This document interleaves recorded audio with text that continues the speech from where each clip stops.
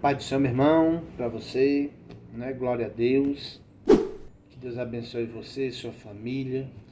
Meu irmão, eu estou aqui hoje para falarmos um pouco sobre a questão da revelação.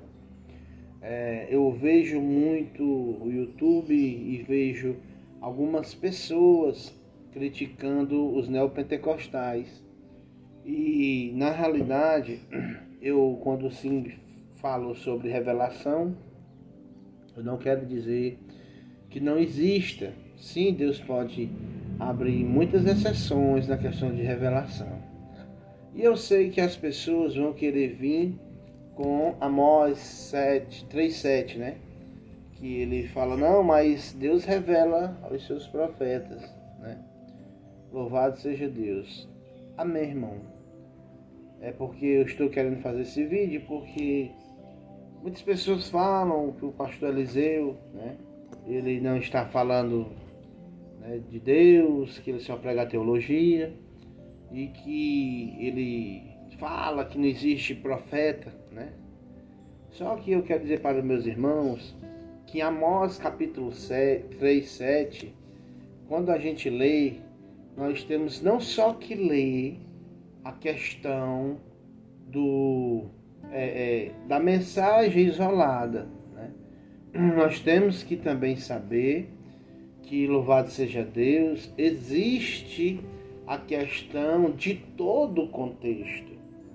Nós temos que saber, louvado seja Deus, o que é que Deus quer falar através de Amós capítulo 3 até você chegar ao 7.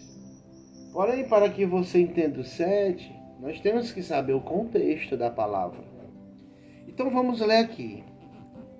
Amós capítulo 3, mas eu não vou ler o 7, eu vou ler todo, né? Não vou ler o versículo 7 somente não. Ouve estas palavras que o Senhor fala contra vós, filhos de Israel, contra toda a família que fiz subir à terra do Egito, dizendo: de todas as gerações da terra, só a vós conheço. Portanto, eu vos punirei por todas as vossas iniquidades. Ou seja, na primeira linha, na primeira estrofe do texto, você já começa a ver que Deus levantou pessoas, até como Moisés, né, para que tirasse o povo do Egito, e o povo, nós sabemos, que era desobediente.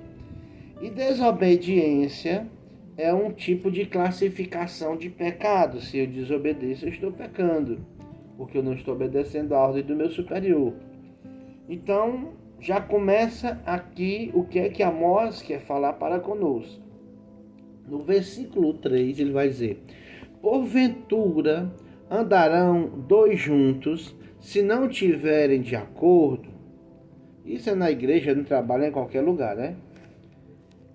Surgirá o leão no bosque, sem que tenha a presa? Óbvio que não. Então ele já está indagando, mas para que você já dê uma resposta automaticamente, claro que não. Levantará o leãozinho o seu covil, a sua voz, se não tiver apanhado alguma coisa? Claro que não. Cairá a ave no laço, em terra, se não houver armadilha para ela? Claro que não.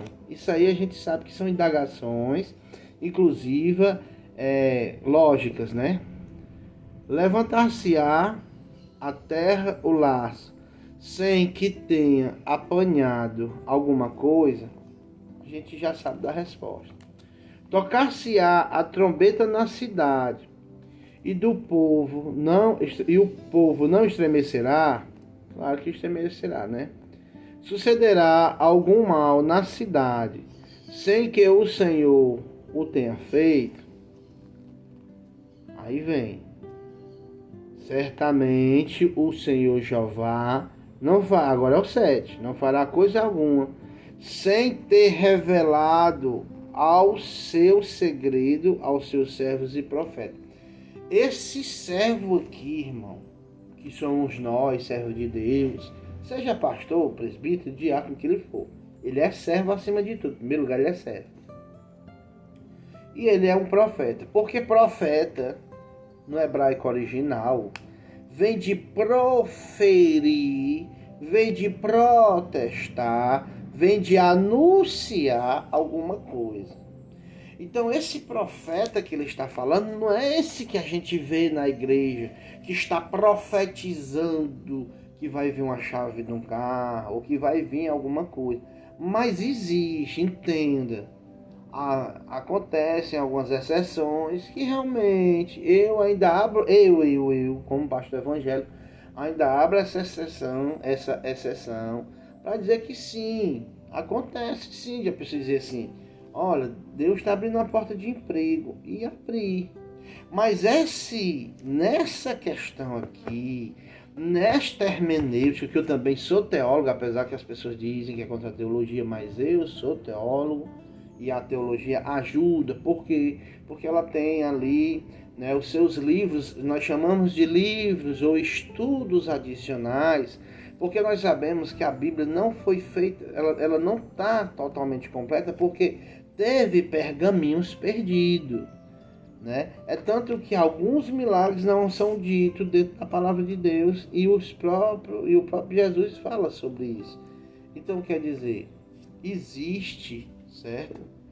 Muitas coisas na palavra de Deus que ficou em falta, porque a palavra de Deus não é completa. Foi perdida algumas partes da história dela, que ainda até hoje os arqueólogos, muita gente investiga, procura, para ver se acha algo, os estudiosos. Mas que dentro desta hermenêutica, que significa a arte da interpretação, ou a ciência que estuda a interpretação de texto, ela está querendo dizer aqui que Deus avisou para o povo de Israel, que avisou para o povo, né? Louvado seja Deus, que já vinha avisando sobre a questão da desobediência desde quando Moisés estava tirando-os do deserto. Mas aqui ele vai dizer, ó, certamente o Senhor não fará coisa alguma, né? Sem ter revelado aos seus servos e profetas. Porém, como eu disse, essa palavra profeta vem de anunciação, de anunciar o evangelho. E a palavra é a profecia, né? O que Deus quer é a profecia, certo? Meus irmãos que revelam, que eu também, eu não vou dizer toda a vida, é muito difícil Deus me revelar sobre alguma coisa de alguém. Mas quando realmente também Deus me revela, acontece, Deus abre uma exceção. Mas só que nós temos que saber que nós estamos num tempo da graça, e esse tempo da graça, Deus já não fala tanto, assim, face a face. Não fala tanto conosco, dessa forma como as pessoas dizem que fala. Ele fala mais através da sua palavra. Entendeu? Então, nesse contexto aqui, por isso que é bom ler todo o contexto, ele está dizendo que aqui, certamente, Jeová não fará. Jeová, Deus, porque na minha Bíblia tem escrito Jeová, mas eu sou evangélico pentecostal.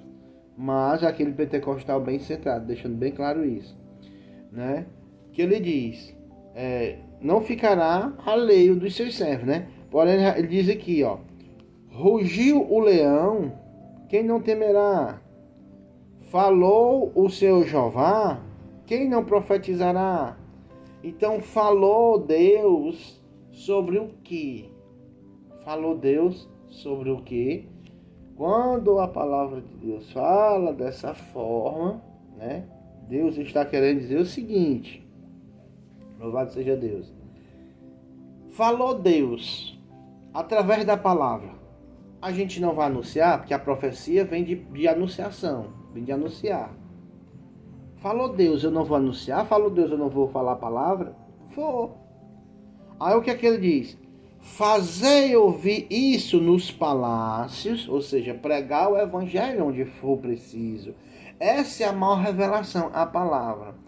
De Asdote e nos palácios da terra do Egito. E dizei, ajuntai-vos sobre os montes de Samaria E vede que grande alvoroço há no meio dela, e como são oprimidos dentro dela.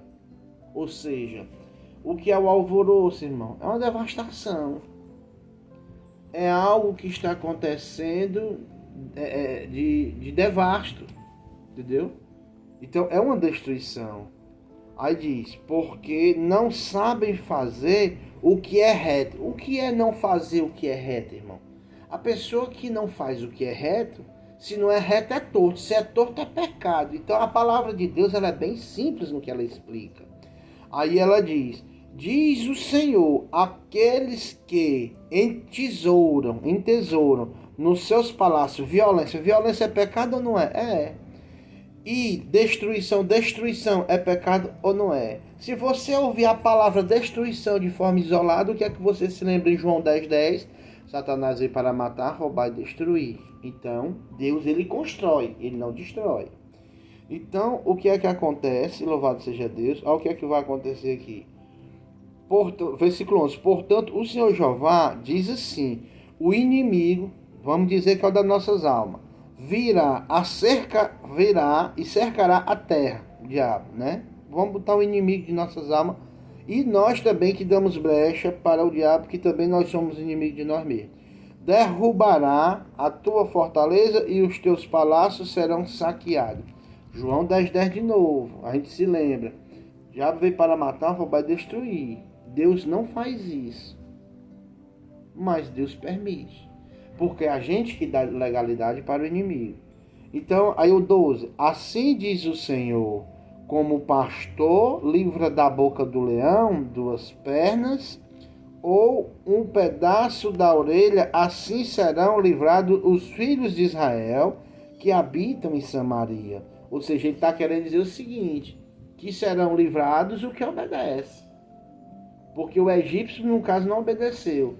Moisés chegava, liberta o povo. Ele, não liberta. Aí não, praga lá no Egito, praga pro lado do faraó, mata os filhos do faraó, mata as crianças do egípcio, e assim vai.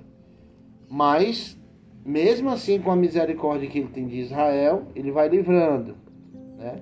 Sendo que os filhos de Israel também tem 2 hermenêuticas aqui dentro. Tanto fala dos filhos de Jacó, como fala realmente dos filhos de Israel da nação. Vamos lá. Aí diz assim, no canto da cama e no lado de um leito. Assim, ouviu e protestai, ó. Protestai. O que é protestar? Que nós somos protestantes.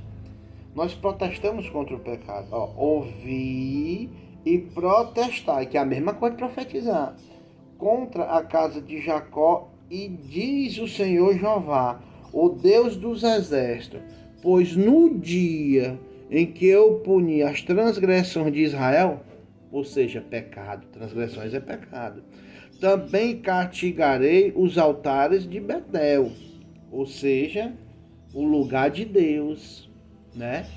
O lugar de Deus, Betel, né? Por quê? Por causa de que alguma coisa de errado está acontecendo nesse altar. E as pontas do altar serão cortadas e cairão por terra. Ou seja, aquele que tem um ministério, vamos fazer agora conjecturar por dia de hoje. Aquele que tem um ministério errôneo, aquele que realmente não está bem com Deus em diz, ou falando o que Deus está mandando dizer que é a palavra, Deus cortará e derrubará o altar dessa pessoa por terra. E ferirei a casa de inverno juntamente com a casa de verão. As casas de marfim morrerão, e as grandes casas terão fim, diz o Senhor. Por quê, irmão?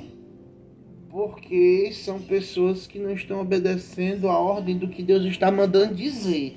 Então, dentro da hermenêutica de Amós 3:7, não façam um texto isolado, não façam uma palavra isolada, uma profecia isolada.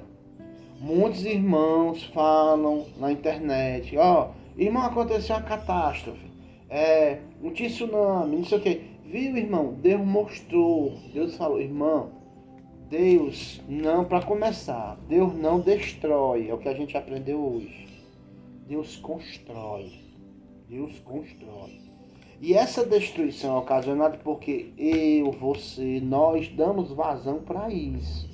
Então o inimigo vem, se apossa da gente, né? E aí aquele que dá vazão, acontece o que acontece. Por exemplo, eu estou aqui para falar do caso do pastor Eliseu, né? Que muitas pessoas reclamam, muitas pessoas dizem, ele disse que não existe profecia. Não, não é que não existe profecia. É porque nós estamos falando sobre a questão, né, de que a maior profecia, irmão, é a palavra de Deus. E nós lemos aqui que Deus está querendo dizer que o que não obedecer a Ele e o que não profetizar ou protestar contra as transgressões de Israel e os demais serão punidos. Aí você pregar a palavra de Deus, dizendo que se a pessoa não se endireitar, não ficar no caminho reto, isso não é profecia não, irmão. Se isso não é profecia, vindo da própria palavra, é o quê? Então, irmão, que nós venhamos aprender, tá bom? Nessa tarde, nessa noite, eu não sei, ou esse dia, não sei qual é a hora que você está vendo esse vídeo, para que nós venhamos aprender junto, que a maior profecia é a palavra do Senhor. Amém? Fique com a graça e a paz do Senhor e Deus te abençoe.